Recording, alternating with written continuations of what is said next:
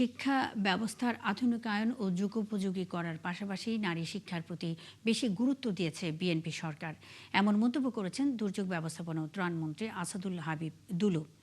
রবিবার লালমনিরহাট সদরে 3টি সরকারি প্রাথমিক বিদ্যালয় নবনির্মিত দ্বিতল ভবন উদ্বোধনকালে একথা বলেন তিনি। মন্ত্রী এ সময় শিক্ষার্থীদের গুরুত্ব সহকারে শিক্ষার প্রতি মনোনিবেশ করার আহ্বান জানান। পাশাপাশি প্রধানমন্ত্রী তারেক রহমান শিক্ষাকে যুগোপযোগী করার জন্য যেসব পদক্ষেপ নিয়েছেন তা নিয়ে আলোচনা করেন। এ সময় আরও উপস্থিত ছিলেন লালমনিরহাট জেলা পরিষদ প্রশাসক AKM মমিনুল হক, উপজেলা নির্বাহী অফিসার মনোনীতা দাস সহ অনেকেই।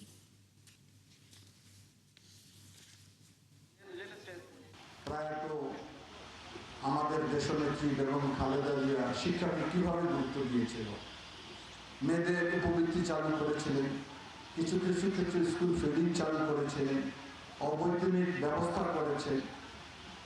সেটার ধারাবাহিকতা এখন যখন গ্রামে আমরা যাই তখন লক্ষ্য করে দেখবেন মেয়েরা লেখাপড়ার জন্য সারিবদ্ধভাবে ইউনিফর্ম পরে স্কুলে যাচ্ছে। এই দৃশ্য কিন্তু 20 বছর আগে ছিল না।